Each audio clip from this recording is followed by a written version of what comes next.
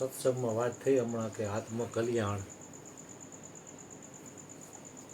પોતાના સ્વ સ્વરૂપનું ધ્યાન, એના માટે જ આ બધી મહેનત છે, પુરુષાર્થ છે.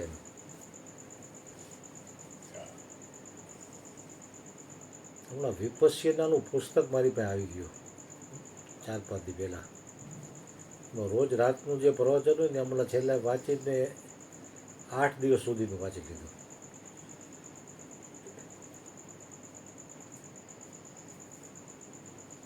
કે વાત જે સાંભળી એટલે તમે વાત કરી શકશો પણ અનુભૂતિના સ્તર ઉપર નહીં આવે.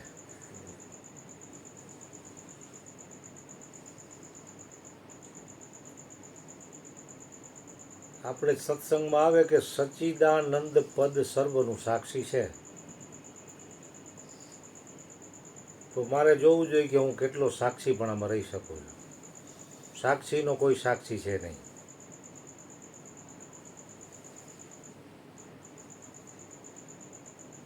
તો શરીરમાં જે શ્વાસ ચાલે છે એ સ્થૂળ શ્વાસ કહેવાય. સ્થૂળ શ્વાસથી શરૂઆત એટલે એ પહેલું પગથિયું છે. ધીરે ધીરે 1 દિવસ 2 દિવસ 3 દિવસ પછી જેટલું જેટલું એ શ્વાસ અને મનને ગહેરો સંબંધ છે. ક્રોધ આવશે ને તો શ્વાસની ગતિ વધી જશે. કામ ઉત્પન્ન થશે ને તો શ્વાસની ગતિ વધી જશે. એની હારે બહુ ગાઢ સંબંધ છે મનને અને શ્વાસને.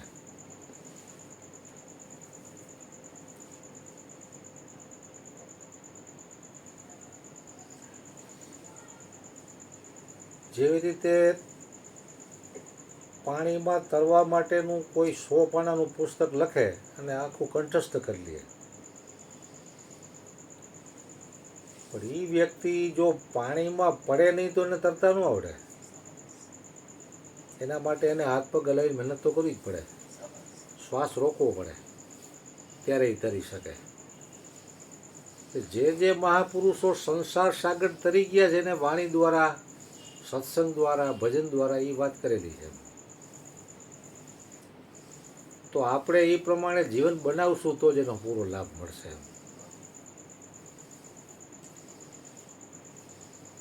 એમાં એને બતાવ્યું કે વિપશ્યના સાધના કરવામાં 5 શત્રુઓ છે જે વ્યક્તિને નથી કરવા દેતા. સત્સંગમાં જે વ્યક્તિને જાતો રોકવામાં પણ 5 શત્રુ જ કામ કરે છે. બે એક જ વાત થાય આમ જોઈ તો. પહેલો શત્રુ છે રાગ.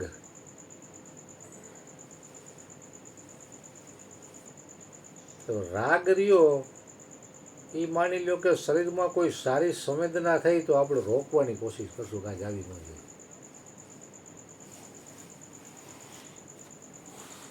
જેવી રીતે આપણને કોઈ વ્યક્તિ પ્રિય હોય તો આપણને એમ થાય કે આવડી આ ટકે તો સારું,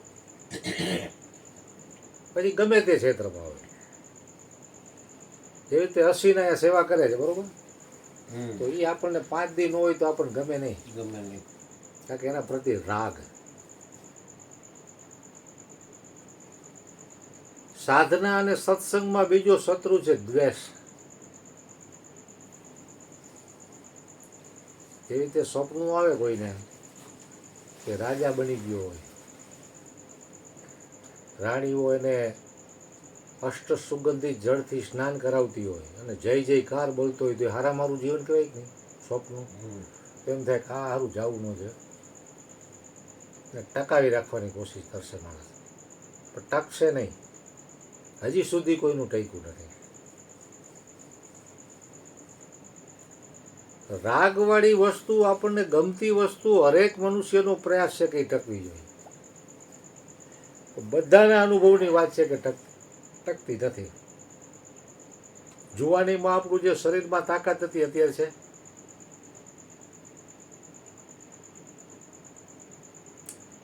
પછી આપણી અનુકૂળતા મુજબ ન બને એટલે આપણને દ્વેષ થશે. યારું આમ કેમ થયું, આ થવું ન જોઈએ. અહીંયા માલિકી પણ આવી ગયું.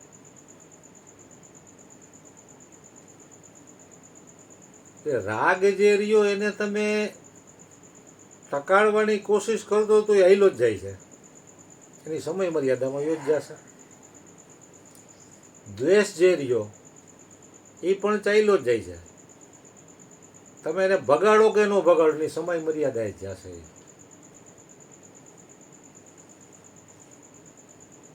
એટલે સત્સંગમાં અને સાધનામાં 5 શત્રુઓ, જેમાં 2 રાગ અને દ્વેષ.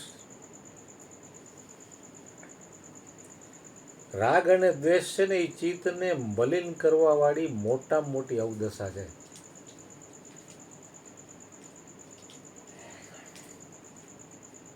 ત્રીજો આવશે બેચેની. સત્સંગમાં 2 કલાક બેવું ને બેચેની થાય છે, અહીંયા ન બેહાય.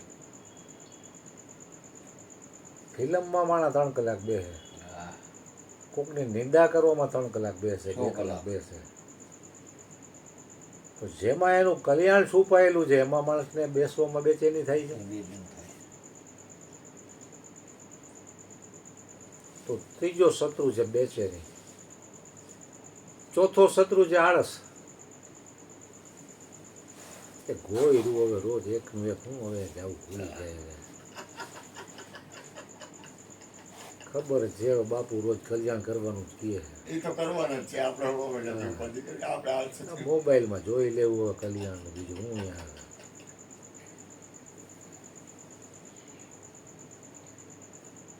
અને ખોરાક ઉપર બહુ મોટો પદાર્થ છે. તમે એવો ભારે ખોરાક ખાઈ લો એટલે બેચેની અને આળસ થાય. સાદો અને તાજો ખોરાક ખાવ ને તો ન થાય.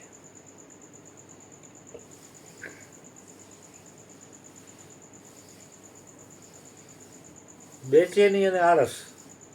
અને 5મો અને છેલ્લો શત્રુ છે શંકા. શંકાનું કોઈ અસર શોધાયું નથી હજી સુધી, કોઈ સ્થાન નથી.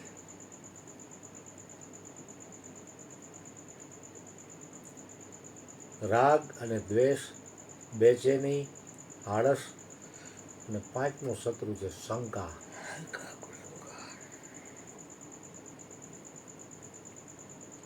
શંકા હોય ને એનું કાર્ય એક ક્ષેત્રમાં સફળ થાય, લૌકિકમાં કે અલૌકિકમાં.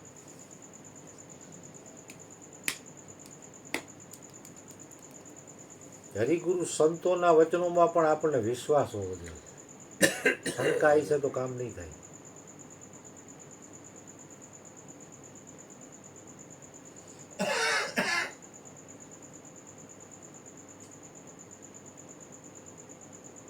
એટલે 5 શત્રુઓ આપણી ઉપર સવાર થઈ જાય છે તો એમાં આપણું ભજન ઘટે છે.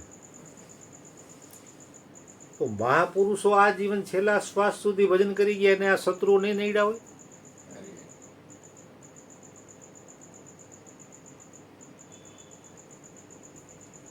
जितना गहरा राग है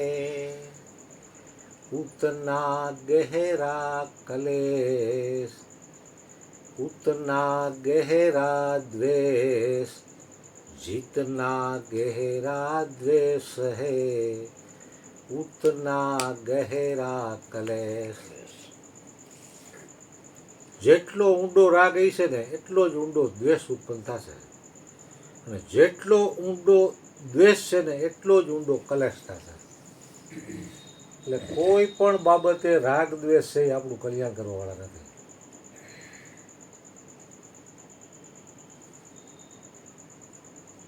એક બ્રહ્મવેતા ગુરુજી પાસેથી એક સ્ત્રીએ જ્ઞાન લીધું. સત્સંગમાં આવે, ભજનમાં આવે, ભોજનમાં આવે. एक बार गुरुजी ने कि मुझे परमेश्वर के दर्शन होंगे कि नहीं बाप जी?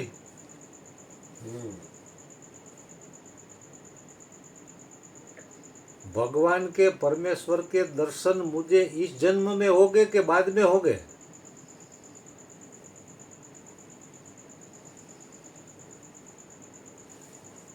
तो बाप जी की तुझे परमात्मा के दर्शन हो चुके हैं, सिर्फ तुम उसको पहचान नहीं सकती हो, तुम्हें दर्शन हो चुके हैं। तो कि वो कैसे?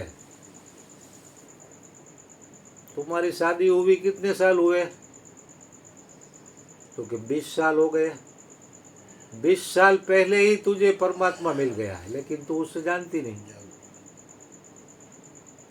नारी धर्म पति देव न दूजाયું શાસ્ત્રોનું પ્રમાણ છે કે નહીં? તારો પતિ છે એ જ પરમેશ્વર છે, પણ તું એને પતિ સમજે, પણ પરમેશ્વર નથી સમજતી। परमेश्वर तो तुझे 20 साल पहले मिल चुके हैं, लेकिन तू उसे जानती नहीं।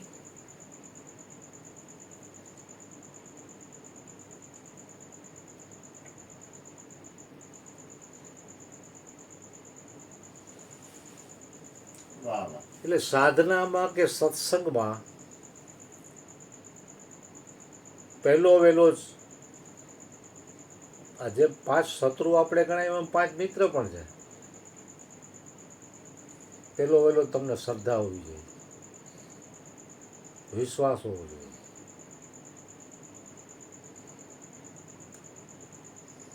શ્રદ્ધા અને વિશ્વાસ વગરનું યજ્ઞ કર્મ પણ ઉલટું પરિણામ આપનારું બને છે।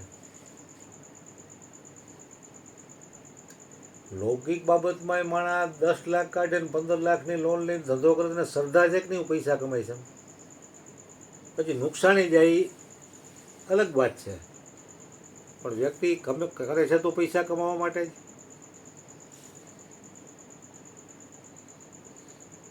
શ્રદ્ધા પણ પાછી અંધશ્રદ્ધા ન હોવી જોઈએ, વિશ્વાસ પણ અંધવિશ્વાસ ન હોવો જોઈએ।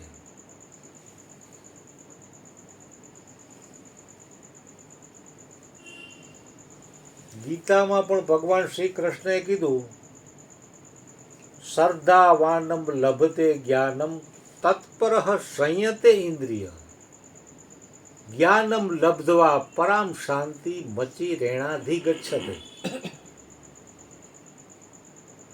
હે અર્જુન, શ્રદ્ધાવાનમ લભતે જ્ઞાનમ, શ્રદ્ધાવાન મનુષ્યને જ્ઞાન થાય છે, પણ ખાલી શ્રદ્ધાથી કામ પતે એવું નથી। તત્પરઃ સંયતે ઇન્દ્રિય,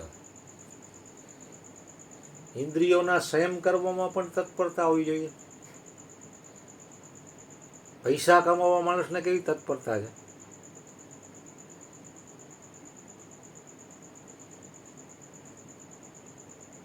શ્રદ્ધાવાનમ લભતે જ્ઞાનમ તત્પર સંયતે ઇન્દ્રિય, જ્ઞાનમ લબ્ધવા પરમ શાંતિ। એ જ્ઞાન જો એને પ્રાપ્ત થઈ જાય તેને પરમ શાંતિ એટલે મોટામાં મોટી શાંતિ મળી જાય। મચી રેણાધિગચ્છતે, પછી એને કાંઈ કરવાનું રહેતું નથી।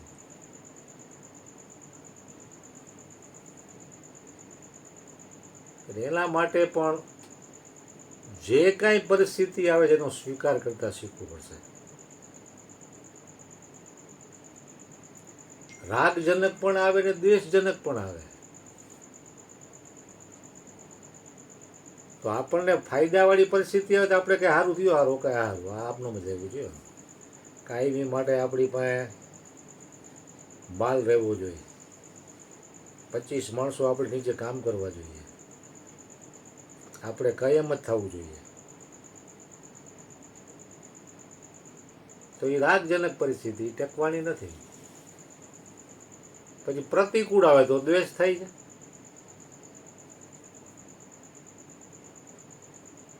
એટલે આ બે બાબતથી ઉપર ઉઠવાનું છે। કોઈ વ્યક્તિ મૂર્તિ પૂજામાં માનતો હોય તેમાં ખોટું શું છે? રાજકોટમાં ઓલા અપૂર્વ મુનિ આવ્યા હતા તો એ કે છોકરો અમારો હરિભગત જ છે, કે મંદિરમાં બીડી પીતો પીતો આવ્યો। કે મેં એને કીધું બીડી આય તો મૂક, મંદિરમાં તો બંધ કર। ભગવાનને પગે લાગતો હતી, મારી સામે બીડી પીતો પીતો આવે છે, અને કાંઈ લાજ શરમ નથી? ભગવાનને પગે નથી લાગતો? તો કે પરમાત્મા વ્યાપક છે, કણે કણમાં છે, પછી પગે શું લાગવું? તો કે કણે કણમાં છે તો આ મણમાં નથી, કણે કણમાં હોય તો મૂર્તિ માની લ્યો મણ એક ની એમાં ન હોય. એટલે વ્યક્તિ છે ને પછી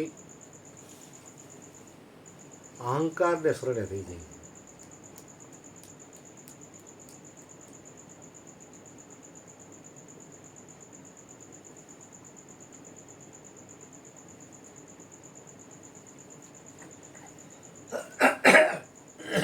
કે જે મહાપુરુષો થઈ ગયા એને પણ આપણી જેમ 24 કલાકનો સમય હતો, એને 1 સેકન્ડ આપણા કરતાં વધુ નથી મળી.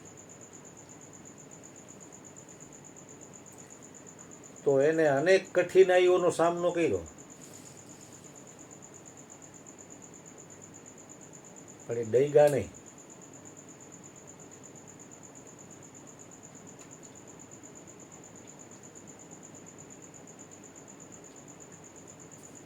મેરું તો ડગે પણ જેના મરડા ડગે નહીં પાનબાઈ, ભલે ભાંગી પડે બ્રહ્માંડ. ગંગા સતીની કેટલી દઢ નિષ્ઠા.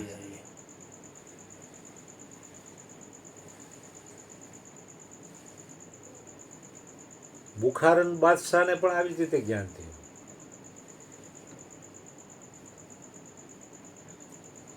સતસંગ્રામે રહ્યા પગ ખોડી, વિપતુ પડી તો એ બંદગી ન છોડી રામ.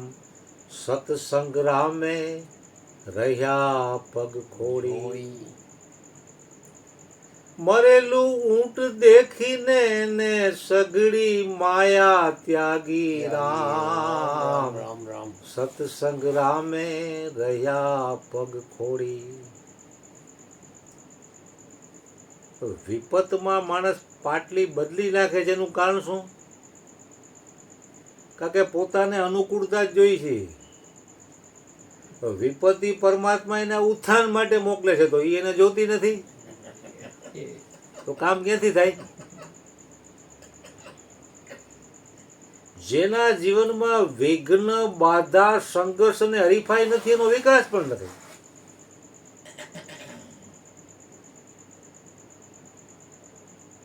જરુણ બાપુએ આખું આયુષ્ય આમાં કાઢી નાખ્યું.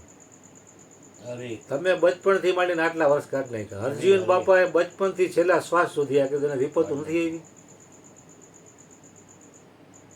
વિપતુ પડી તો એ બંદગી ના છોડી. સતસંગ્રામે રહ્યા પગ ખોડે.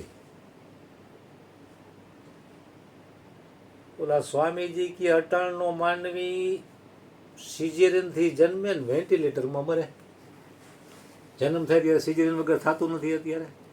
અને છેલ્લે રોગથી એવું શરીર ઘેરાઈ ગયું હોય ને, વ્યસનથી ને ભોગથી, કે છેલ્લે વેન્ટિલેટરમાં ડહકા ખાઈને મરે લ્યો.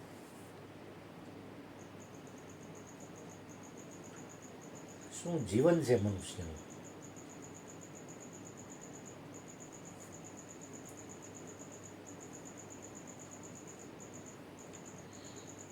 એટલે મનુષ્ય જન્મ પરમાત્માએ પોતાની પ્રાપ્તિ માટે જ આપ્યો છે. અને મનુષ્ય માત્ર ધારે તે કરી શકે એવી શક્તિ એમાં છુપાયેલી છે. પરમાત્માનું બનાવેલું સર્જન નબળું હોય નહીં. જેમ કોઈક નામી કંપની માલ બનાવે છે તો એના માલમાં તમે ક્યાંય કચાશ ન કાઢી શકો.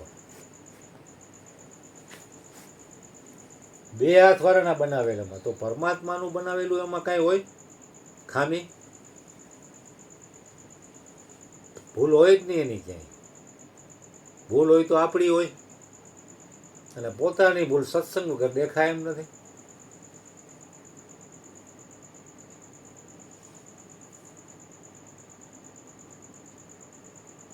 પણ દ્વેષ એવો ખતરનાક શત્રુ છે ને કે ભજન સત્સંગમાં મહાપુરુષોમાંથી દુર્ગુણ કેચઅપ થઈ જાય. 99 વાત સારી કરીને 1 વાત સેજ નબળી આવે, નિર્દયમાં ઉતરી જાય. દ્વેષ છે.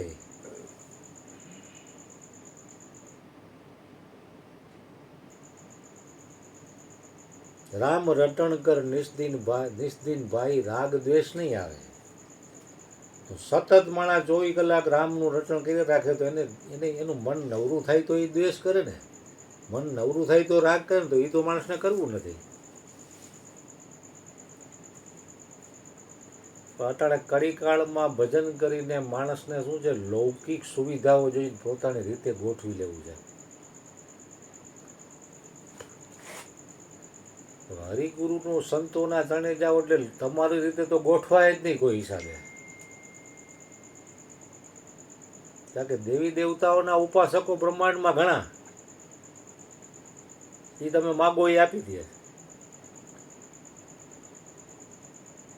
સદગુરુ છે એ દીર્ઘ દ્રષ્ટા છે, એ શિષ્યનું કલ્યાણ શેમાં છે એ જ આપશે. બાકીની વસ્તુ એની પાસે તો છીનવી લે, છીનવી લીધી એટલે શિષ્ય તરત ફરંટી ખાઈ ગયો કે હારું આટલું આટલું ભજન કરી તોય અમારી દશા આ, તો હું તારે માલામાલ બની જાય વાટું તું સત્સંગમાં આવ્યો તો ભણવા.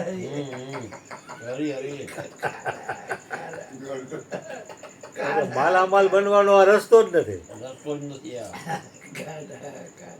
કારણ કે ધન સંપત્તિ પદ પ્રતિષ્ઠા ગમે એટલું મેળવીને તમે તમારો આશય તો સુખ શાંતિ અને આનંદ જ છે કે બીજું કાંઈ. તો એ કાંઈ મેળવવામાં જન્મારા વ્યાય જાય અને આ સીધો તમને ખજાનો હાથમાં મળે તો એની કદર નથી જીવને. શું છે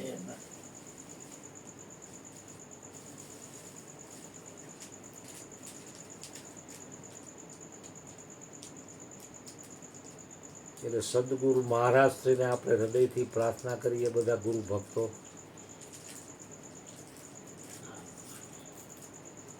કે અમે બીજે વ્યર્થ સમય ન ગુમાવતા, અમારું જેમાં કલ્યાણ છુપાયેલું છે એમાં જ અમે અમારો સમય વ્યતીત કરીએ એવી તમે અમારી ઉપર કરુણા વરુણા કરો. સતગુરુ મહારાજની જય. બાકી સ્પીચ કેવી હતી? તમે તમે હું તો 6 દિવસ ગયો.